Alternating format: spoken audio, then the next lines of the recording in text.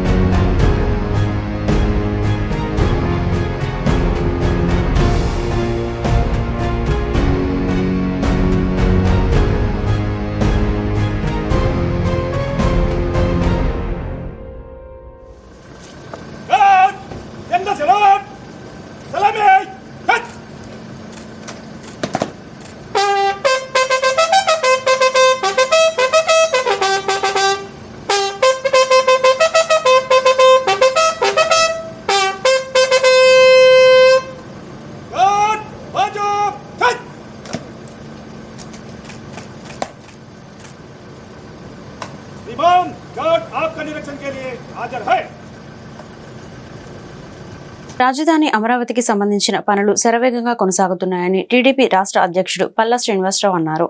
రాష్ట్ర వ్యాప్తంగా అన్నా క్యాంటీన్ల ఏర్పాటును ప్రజలంతా హర్షిస్తున్నారని తెలిపారు. విశాఖలో ఆయన మీడియాతో మాట్లాడారు. రాష్ట్రానికి రాజధానిగా అమరావతి కాబోతుందని గర్వంగా చెబుతున్నాం. అమరావతి, పోలవరం రెండూ పూర్తి చేయడమే మా ప్రభుత్వ ప్రధాన లక్ష్యం. ఆర్థిక రాజధానిగా విశాఖను చేసి ఉపాధి అవకాశాలు కల్పిస్తాం. దేశంలోని నెంబర్ 1 ఆర్థిక రాజధానిగా విశాఖను తీర్చిదిద్దుతాం. రాజధాని పేరు చెప్పి గంజాయి రాజధానిగా మార్చేసిన ఘనత వైసీపీది. గంజాయి నిర్మూలనకు పూర్తి చర్యలు చేపట్టే కార్యాచరణ సిద్ధమవుతోంది. విశాఖకు మళ్లీ పూర్వవైభవం కల్పించే బాధ్యత మాది అని ఆయన చెప్పారు. ఈ రాష్ట్రానికి రాజధాని లేనటువంటి పరిస్థితి. చంద్రబాబు నాయుడు గారు ముఖ్యమంత్రిగా సంతకం పెట్టిన తర్వాత మా అధ్యక్షులు వారు ఈరోజు అమరావతికి సంబంధించి శరవేగంగా అక్కడ పనులు చేయడం మొదలెట్టారు. ఈరోజు సగౌరవంగా మనం చెప్పుకోవచ్చు, రాష్ట్రానికి ఒక రాజధాని అమరావతి కాబోతుంది. అమరావతిని సగౌరవంగా చెప్పుకునేటువంటి పరిస్థితి కల్పిస్తామని ఆ రోజు చెప్పారు ఎలక్షన్ లో. ఈ రోజు అది కార్యరూపం దాల్చిందని కూడా ఈ సందర్భంగా తెలియజేస్తున్నాం. రాబోయే సంవత్సరంన్నర లోపు ఖచ్చితంగా అమరావతికి ఒక రూపురేఖలు వచ్చేటట్టుగా చేపిస్తామని కూడా ఈ సందర్భంగా తెలియజేస్తున్నాం. అందులో భాగంగానే ఈ రోజు ముఖ్యమంత్రి గారు ఒక ఆలోచన అని మీ ద్వారా నేను ప్రధానికానికి తెలియజేస్తున్నా. ఇదే కాకుండా పోలవరం ఈ రాష్ట్రానికి జీవనాడి. సుమారు 30 లక్షల ఎకరాల ఆయకట్టు వచ్చేటువంటి ప్రాజెక్టు. ఆ ప్రాజెక్ట్ ని నిర్వీర్యం చేసి పడేశారు. పక్క రాష్ట్ర ప్రయోజనాల కోసం, అటు అమరావతి కావచ్చు, ఇటు పోలవరం కావచ్చు, పక్క రాష్ట్ర ప్రయోజనాల కోసం మరి రాష్ట్రాల్లో రాష్ట్ర ప్రజలకు మోసం చేస్తూ 5 సంవత్సరాలు అటకెక్కించినటువంటి సందర్భం. ఈరోజు ప్రజల దృష్టిలో పెట్టుకుని, రైతాంగాన్ని దృష్టిలో పెట్టుకుని ఈరోజు పోలవరం ప్రాజెక్టు ముందుకెళ్తున్నటువంటి తీరు కూడా మీరు గమనించాల్సినటువంటి అవసరం ఉందని చెప్పి ఈ సందర్భంగా తెలియజేస్తున్నాం. ఖచ్చితంగా ఈ మాకు ఇచ్చినటువంటి పీరియడ్ లో అటు అమరావతి, ఇటు పోలవరం పూర్తి స్థాయిలో పూర్తి చేస్తామని చెప్పేసి మీకు తెలియజేస్తున్నాం. అలాగే మన విశాఖపట్నం సంబంధించి దందాలు చేయడానికి 5 సంవత్సరాల నుంచి రాజధాని అని చెప్పేసి ఆశల పల్లకిలో ప్రజలందరినీ కూర్చోబెట్టి, ఆ ఆశల పల్లకిలో ప్రజలందరినీ పెట్టి కింద స్థాయిలో మొత్తం ల్యాండ్స్ దోపిడీ చేసినటువంటి పరిస్థితి. ఈరోజు ప్రజలు ఎవరు కూడా వాళ్ళు నమ్మలేదు. అందుకే వాళ్ళ ఇంటికి పంపించారు. కనుక ఈరోజు చంద్రబాబు నాయుడు గారి ఆలోచనతో, ఇక్కడ ప్రజల యొక్క ఆలోచనతో ఈరోజు ఆర్థిక రాజధానిగా విశాఖపట్నం చేయాలని ఆలోచనతో ముందుకు వెళ్తున్నాం. ఖచ్చితంగా మంచి ఉపాధి అవకాశాలు కల్పించి మంచి సర్వతోముఖ అభివృద్ధి చేయడానికి విశాఖపట్నానికి చంద్రబాబు నాయుడు గారు ఒక బృహత్తర ప్రణాళికతో ముందుకెళ్తారని చెప్పి సందర్భంగా తెలియజేస్తూ ఖచ్చితంగా విశాఖపట్నాన్ని ఆర్థిక రాజధానిగా ఈ దేశంలోనే మంచి ఖ్యాతి వచ్చేటట్టుగా చేపిస్తామని చెప్పేసి ఈ సందర్భంగా తెలియజేస్తున్నాం. అలాగే సోదరులారా, మన ప్రాంతానికి సంబంధించి వైసీపీ నాయకులు రాజధాని పేరు చెప్పి గంజాయి రాజధానిగా చేశారు. టీడీపీ కార్యకర్తలారా పసుపు బిళ్ళ పెట్టుకొని ప్రభుత్వ కార్యాలయాలకు వెళ్ళండి. మీకు అక్కడి అధికార యంత్రాంగం సకల రాచమర్యాదలు చేస్తుంది. అలా చేయకుంటే ఏం జరుగుతుందో వాళ్లకు తెలుసు అంటూ మంత్రి కింజారపు అచ్చెన్నాయుడు చేసిన వ్యాఖ్యలు వైరల్ అవుతున్నాయి. ఏ ఆఫీస్ అయినా సరే పసుపు బిళ్ళతో వచ్చే టీడీపీ కార్యకర్తలకు పనులు చేయాల్సిందే. తమ కార్యాలయంలో అడుగుపెట్టిన టీడీపీ కార్యకర్తలను ప్రభుత్వ అధికారులు, ఉద్యోగులు మర్యాదగా చూసుకోవాలి. మీకు కుర్చీ వేసి టీ ఇచ్చి పనిచేస్తారు. అలా వారికి నేను ఆదేశాలను జారీ చేస్తా. మాట వినని ఉద్యోగులు ఎవరైనా ఉంటే వారిని నేను దారిలోకి తెస్తా. ఒకరో ఇద్దరు ఆ మాట జవదాటితే ఏమవుతుందో ప్రత్యేకంగా నేను ఆ అధికారులకు ప్రత్యేకంగా చెప్పక్కర్లేదు. గ్రామ, మండల, జిల్లా స్థాయిలో ఏ ప్రభుత్వ కార్యాలయాలకు వెళ్లినా టీడీపీ కార్యకర్తల పనులు వేగంగా జరిగేలా నేనే సమావేశం పెట్టి ఆ అధికారులను ఆదేశిస్తా అని టీడీపీ కార్యకర్తలకు అచ్చెన్న భరోసా ఇచ్చారు. అంతేకాదు, మనల్ని ఇబ్బంది పెట్టిన వారిని వదిలిపెట్టవద్దు అంటూ కార్యకర్తలను ఉద్దేశించి రెచ్చగొట్టేలా అచ్చెన్నాయుడు మాట్లాడారు. శ్రీకాకుళం పట్టణ కేంద్రంలో కేంద్ర మంత్రి రామ్మోహన్ నాయుడు, ఏపీ మంత్రి అచ్చెన్నాయుడు ఆత్మీయ సమావేశం నిర్వహించగా ఆ భేటీలోనే అచ్చెన్నాయుడు ఈ వ్యాఖ్యలు చేశారు. 5 సంవత్సరాల అవమానాలు పడ్డారు. నేను మాటిస్తున్నాను, రేపటి నుంచి అధికారులకు సమావేశం పెట్టి చెప్తాను. రేపటి నుంచి ప్రతి కార్యకర్త ఎస్ఐ దగ్గరికి వెళ్ళినా, ఎంఆర్ఓ దగ్గరికి వెళ్ళినా, ఎండిఓ దగ్గరికి వెళ్ళినా, ఏ ఆఫీస్కి వెళ్ళినా మీరు పసుపు బిళ్ళ పెట్టుకొని వెళ్ళండి. మీకు గౌరవంగా కుర్చీ వేసి టీ ఇచ్చి మీ పని ఏంటని అడిగి మీ అందరికీ పని చేయించే విధంగా అధికారులకు లైన్లో పెడతాను. ఎవరైనా ఒకలో ఇద్దరు నా మాటకు జవదాడితే ఏమవుతారో వారికి నేను చెప్పవలసినటువంటి అవసరం లేదని చెప్పి తెలియజేస్తాను. ఆంధ్రుల జీవనాడి పోలవరాన్ని జగన్ అధోగతి పాలు చేశారని టీడీపీ ఎమ్మెల్సీ పంచమర్తి అనురాధ విమర్శించారు. టీడీపీ రాష్ట్ర కార్యాలయంలో ఆమె మీడియాతో మాట్లాడారు. పోలవరం పనులు 72% పూర్తి చేసిన ఘనత చంద్రబాబుదేనన్నారు. ఒక్క రోజులో 35,000 క్యూబిక్ మీటర్ల కాంట్రాక్ట్ వేసి గిన్నిస్ రికార్డ్ సృష్టించారని గుర్తు చేశారు. 5 ఏళ్లు అధికారంలో ఉన్న జగన్ రివర్స్ టెండరింగ్ పేరుతో కమిషన్లు దండుకున్నారని ధ్వజమెత్తారు. సకాలంలో పోలవరం పూర్తయి ఉంటే 7.20 లక్షల ఎకరాలకు సాగునీరు అందేదని చెప్పారు. పొరుగు రాష్ట్రాలైన ఛత్తీస్గఢ్, ఒడిశాకు కూడా నీళ్లొచ్చే స్థితిలో ఆంధ్రప్రదేశ్ ఉండేదని తెలిపారు. రాబోయే రోజుల్లో పోలవరం పూర్తి చేసి చంద్రబాబే రాష్ట్రాన్ని సస్యశ్యామలం చేసేది చంద్రబాబేనని ఉద్ఘాటించారు. ఆ యొక్క కళని సాకారం చెయ్యాలి, నిజం చెయ్యాలి అనే ఉద్దేశంతో పోలవరాన్ని పరుగులు పెట్టించిన ఘనత నారా చంద్రబాబు నాయుడు గారిది. మరి అహర్నిశలు మరి కష్టపడిన ఏకైక నాయకుడు నారా చంద్రబాబు నాయుడు గారు. 72% పూర్తి చేశారు. ఆ తర్వాత వచ్చాడమ్మా ఈ రాష్ట్రాన్ని రాజపీను కన్నా హీనంగా పీక్కు తినటానికి ముఖ్యమంత్రి అయ్యారు. ఒక్క ఛాన్స్ పేరుతో పొర్రపాటున గెలిచాడు. రాష్ట్రం ఎంత అధోగతి పాలైపోయిందో అందరికీ కూడా తెలుసు. పోలవరం ప్రాజెక్టు ఎంత అధోగతి పాలు చేశారో నిన్న ఆల్రెడీ నారా చంద్రబాబు నాయుడు గారు చెప్పడం జరిగింది. మేము మళ్ళీ చెప్పదలుచుకున్నాం. 72% పూర్తి చేసిన ప్రాజెక్టుని కేవలం ఇంకొక 28% పూర్తి చేస్తే ఎన్ని ప్రయోజనాలు కలిగేవో అప్పటి రాష్ట్ర ముఖ్యమంత్రిగా ఉన్న జగన్మోహన్ రెడ్డికి తెలీదా అని చెప్పి ఈ సందర్భంగా అడుగుతా ఉన్నాం.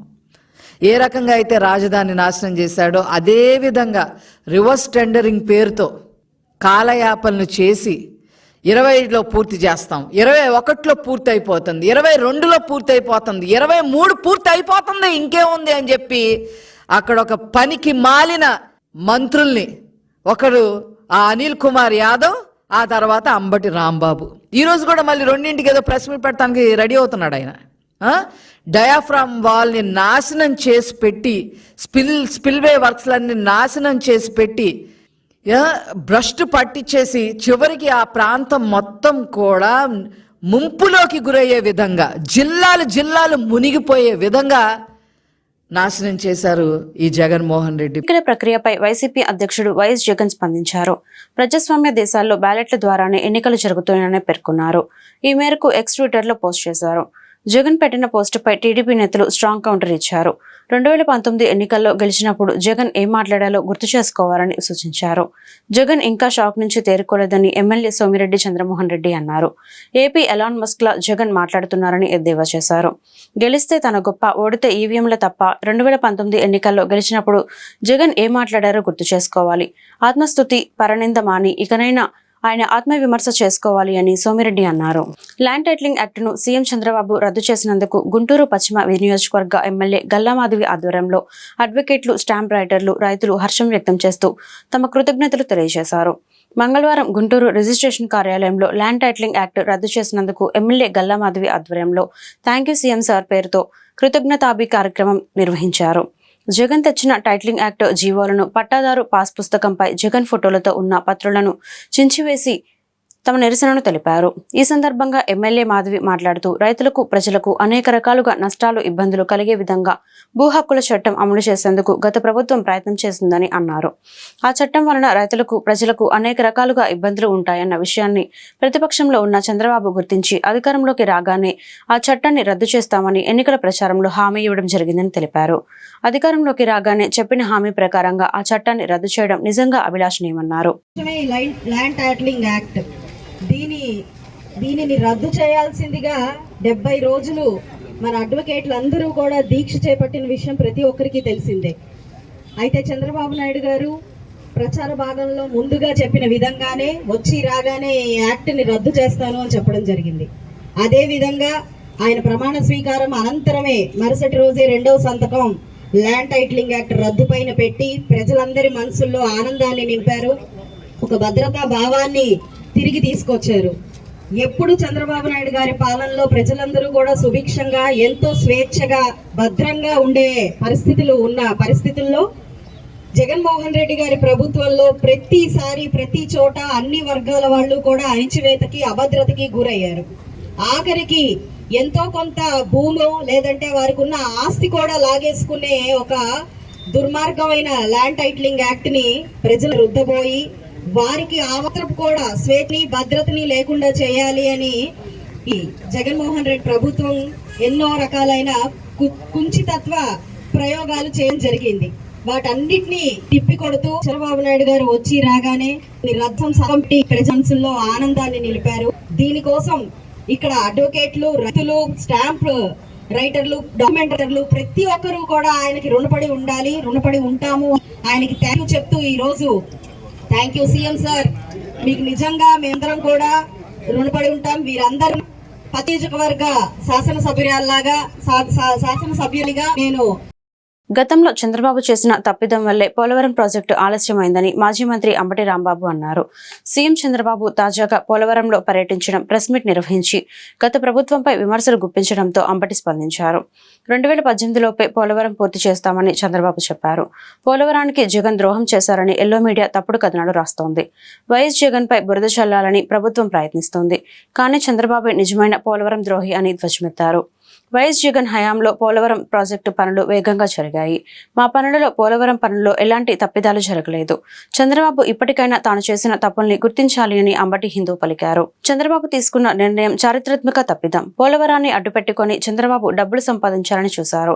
ఇప్పటికైనా చంద్రబాబు చేసిన తప్పిదాలను గుర్తించాలి అని అంబటి రాంబాబు హితవు పలికారు.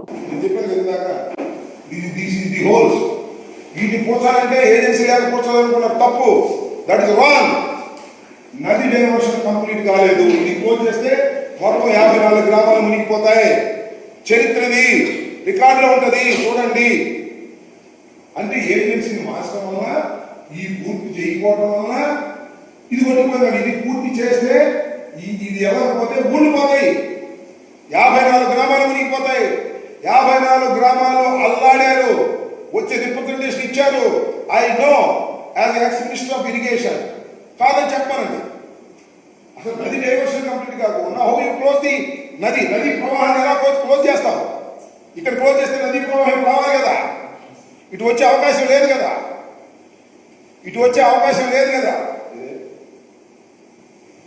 హలో ఇటు వచ్చే అవకాశం లేదు. నేను మరొకసారి ఎక్స్ప్లెయిన్ చేస్తున్నా, ఈ రెండిటినీ కూడా ఏజెన్సీ లేకపోవటం వలన అవి క్లోజ్ చేయలేదు అనేది చంద్రబాబు నాయుడు గారు చేస్తున్నటువంటి ఆరోపణ. అది తప్పు. ఈ రెండు క్లోజ్ చేస్తే నది డైవర్షన్ లేదు, వెనుక ఉన్న 54 గ్రామాలు మునిగిపోతాయి. అందువల్ల ఇవి క్లోజ్ చేయొద్దని చెప్పారు PPA, అందుకని క్లోజ్ చేయలేదు. క్లోజ్ చేయకపోవడానికి కాంట్రాక్టర్కి ఎలాంటి సంబంధం లేదు. తప్పు ఆర్గ్యుమెంటు, గుర్తుపెట్టుకోండి. ఇది ఏదో బురద జల్లే కార్యక్రమం చేస్తున్నారు. నది డైవర్షన్ కంప్లీట్ కాకోకుండా డయాఫ్రమ్ వాల్ వేయటం, కాఫర్ డ్యాములు స్టార్ట్ చేయటం తప్పు తప్పు తప్పు. ఆ తప్పు జరగకపోతే వాళ్ళ టైంలో కాకపోయినా మరొక టైంలో అయ్యేది, మా టైంలో కాకపోయినా వీళ్ళ టైంలో అయ్యేది. ఇప్పుడు చుక్కాని లేని నావ ఎప్పుడైద్దో ఎవరో చెప్పలేని పరిస్థితి. ఈ కాఫర్ డ్యాములు నేను మనవి చేస్తున్నా, ఈ కాఫర్ డ్యాములకు సీపేజ్ వస్తుంది ఇప్పుడు ఇక్కడ నుంచి. ఇది వర్కింగ్ ప్లేస్. కాఫర్ డ్యాములు ఎందుకు వేస్తారు? ఈ వర్కింగ్ ప్లేస్లో వాటర్ ఉండకూడదని. ఇటు నది డైవర్ట్ అయిన వాటర్ వెళ్ళిపోయి ఇటు వెళ్ళిపోద్ది, ఇటు నుంచి నీరు రాదు, ఇటు నుంచి ఈ సీపేజ్లో ఉన్నాయి. ఇప్పుడు విపరీతమైన సీపేజ్ వస్తుంది దాని కింద నుంచి. ఎందుకంటే దాని గ్యారంటీ అనేది 3 సంవత్సరాలే, ఇప్పుడు 6 సంవత్సరాలు అయింది వేసి. సో ప్రమాదం ముంచుకొస్తుంది. దీన్ని కేవలం చంద్రబాబు నాయుడు గారి తప్పిదం వల్ల తప్ప మరొకటి కాదు. దేశంలో ఎన్నికల ప్రక్రియ ముగిసింది. ఫలితాలు వెలువడి ప్రభుత్వాలు సైతం ఏర్పాటయ్యాయి. అయితే ఎన్నికల్లో ఈవీఎంల పాత్రపై పెద్ద చర్చ నడుస్తోంది. ఈవీఎంలను హ్యాక్ చేయవచ్చని పలువురు చెబుతున్న నేపథ్యంలో ఇక మీదట ఎన్నికల్లో పేపర్ బ్యాలెట్లని వినియోగించాలని రాజకీయ నాయకులు కోరుతున్నారు. దీనికి సంబంధించి కీలక వ్యాఖ్యలు చేస్తున్నారు. ఈ నేపథ్యంలో ఈవీఎంల వాడకంపై సిపిఐ నారాయణ స్పందించారు. తాజాగా నారాయణ మీడియాతో మాట్లాడుతూ 122 దేశాల్లో ఈవీఎంలు వినియోగించడం లేదు. చాలా దేశాల్లో బ్యాలెట్ పేపర్లను వినియోగిస్తున్నారు. ప్రపంచ దేశాలకు ఈవీఎంలపై అనుమానాలున్నాయి. మన దేశంలో మాత్రం అనుమానాలను, ఆరోపణలను పట్టించుకోవడం లేదు. అందుకే వచ్చే ఎన్నికల్లో ఈవీఎంలను ఉపయోగించకూడదు, పేపర్ బ్యాలెట్స్ ద్వారానే ఎన్నికలకు జరపాలి అంటూ డిమాండ్ చేశారు. This is the time to discuss about the EVMs. Throughout the world, 122 countries, there is no EVM system, including the leading countries. All countries are banned of the EVMs. And they are going for the paper ballot, including America, Japan, everything. Such a worldwide accepted of that EVMs is doubtful. Then why this India is not accepting that? Now this is time. All democratic progressive elements put together and see that this momentum should be developed throughout India about the EVMs. And the next elections, EVM should not be here. Such a movement, it is necessary, and we demand the central government also should discuss about this and withdraw the EVMs. Otherwise, it is encouraging the false and manipulated results. నగరపాలక సంస్థ ప్రజారోగ్య విభాగంలో పనిచేసే కార్మికుల సమస్యలను తక్షణమే పరిష్కరించాలని Andhra Pradesh municipal workers union demand చేసింది. పారిశుద్ధ్య కార్మికులకు శానిటరీ డివిజన్ల వద్ద మస్టర్లు వేసే పాత విధానం కొనసాగించాలని కోరింది. ఆంధ్రప్రదేశ్ మున్సిపల్ వర్కర్స్ యూనియన్స్ ఆధ్వర్యంలో మంగళవారం గుంటూరు నగరపాలక సంస్థ కార్యాలయం వద్ద మున్సిపల్ కార్మికులు న్యాయమైన డిమాండ్ల పరిష్కారం కోరుతూ నిరసన ప్రదర్శన చేపట్టింది. ఈ సందర్భంగా యూనియన్ నాయకులు కోట మాల్యాద్రి, బందుల రవికుమార్ మాట్లాడుతూ రాష్ట్ర వ్యాప్తంగా మున్సిపల్ కార్మికులను పాత ప్రభుత్వం చిన్నచూపు చూసిందని ఆరోపించింది. నూతన ప్రభుత్వం దృష్టికి తమ సమస్యలు తీసుకెళ్లేందుకే నిరసన ప్రదర్శన చేపట్టామని వెల్లడించారు. ప్రభుత్వ పరంగా కార్మికులకు సకాలంలో బెనిఫిట్స్ అందించాలన్నారు. మెడికల్ రిస్క్ అలవెన్స్ ఏరియల్స్ అమలు చేయాలన్నారు. లేని పక్షంలో ఆందోళన బాట పడతామని హెచ్చరించారు. రాష్ట్ర వ్యాప్తంగా మున్సిపల్ కార్మికుల్ని పాత ప్రభుత్వం చిన్నచూపు చూసింది. ఇప్పటికైనా మరి కొత్తగా ఏర్పడిన ప్రభుత్వం వాస్తవంగా మరి ఇంకా కూడా పూర్తి స్థాయిలో ప్రమాణ స్వీకారం జరగలేదు. కానీ వారి దృష్టికి మా సమస్యలను తీసుకెళ్లే దాంట్లో భాగంగా ఈ నిరసన కార్యక్రమాన్ని నిర్వహిస్తూ ఉన్నాం. ముఖ్యంగా ఏదైతే సచివాలయాల వద్ద మత్తర్లు వేస్తూ ఉన్నారు, కానీ గతంలో వేసినటువంటి పాత పద్ధతిని మత్తర్లు శానిటరీ డివిజన్ల దగ్గర మత్తర్లు వేయాలని కోరుతా ఉన్నాం. మరి గతంలో ఏదైతే మెడికల్ రిస్క్ అలవెన్స్ సంబంధించి 6,000 మరి రిస్క్ అలవెన్స్ బ్యాలెన్స్ ఉందో 6,000 పండగ కానికి 1,000 రూపాయలు వెంటనే ఇవ్వాలని, అట్లాగే మరి బదిలీ కార్మికులను రెగ్యులర్గా కొనసాగించాలని, కోవిడ్ కారణంగా 2 సంవత్సరాలు పనిచేసినాక వాళ్ళందరూ కూడా విధుల్లోకి ఆపడం జరిగింది. వాళ్ళందరూ కూడా విధుల్లోకి తీసుకోవాలని కోరుతా ఉన్నాం.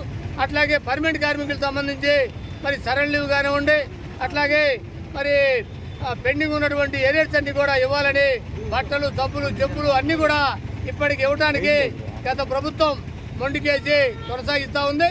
ఇప్పటికైనా నూతనంగా ఏర్పడిన ప్రభుత్వం వెంటనే కార్మిక సమస్యల్ని పరిష్కరించాలని, మరియు సమస్యలన్నీ కూడా పరిష్కరించి కార్మికుల్ని ఆర్థికంగా ఆదుకోవాలని ఏఐటీసీగా డిమాండ్ చేస్తూ ఉన్నాం. కార్మికుల్ని రోడ్డు మీదకు తీసుకొచ్చి రోడ్ల మీద అటెండెన్స్ చేస్తా, వాళ్ళకంటూ ఒక ఆఫీస్ లేకుండా, మరి వాళ్ళకి అటెండెన్స్ పూర్తిగా పడట్లేదా, మరి ఆబ్సెంట్ చేస్తున్నారా లేదా అని చెప్పేసి అది కూడా పరిగణలోకి తీసుకోకుండా కార్మికుల్ని రోడ్ల మీద నుంచి రోడ్ల మీదకి పంపిస్తూ ఉన్నారు. దీన్ని ఏపీ మున్సిపల్ వర్కర్స్ యూనియన్గా ఏఐటీసీగా పూర్తిగా వ్యతిరేకిస్తూ ఉన్నాము. గతంలో మరి కార్మికులు వాళ్ళకి ఒక అటెండెన్స్ ఆఫీస్ ఉండేది, శానిటరీ ఇన్స్పెక్టర్ కార్యాలయం ఉండేది. ఆ కార్యాలయంలోనే వాళ్ళకి అటెండెన్స్ పలుకుతూ మరి పనులు చేస్తూ ఉండేవాళ్ళు. దాన్ని పూర్తిగా గత ప్రభుత్వము విరుద్ధంగా కార్మికులకి రోడ్ల మీద తీసుకొచ్చే పరిస్థితి కనపడింది. కాబట్టి దాన్ని మరి సరిచేసి ఇప్పుడైనా శానిటరీ డివిజన్లో కార్మికులకి మచ్చలు వేయాలని చెప్పేసి అనేది డిమాండ్ చేస్తూ ఉన్నాం. అదేవిధంగా మరి పర్మనెంట్ కార్మికులకి గత 2 సంవత్సరాల నుంచి ఈఆర్సీ ఎయిర్ సరెండర్ లీవ్ డబ్బులు ఏరియర్స్ని ఇవ్వకుండా కాలయాపన చేస్తూ ఉన్నారు. బిల్లులు పాస్ అయినప్పటికీ కూడా ఆ బిల్లుల్ని ఇంతవరకు మరి నగదు రూపంగా ఇవ్వని పరిస్థితి కనపడతా ఉంది. అదేవిధంగా మరి గత ప్రభుత్వంలో కార్మికులకి 6,000 రూపాయలు ఇవ్వాల్సిన పరిస్థితి ఉంది. 6,000 రూపాయలు కూడా ఇవ్వకుండా మరి కాలయాపన చేస్తూ ఉన్నారు.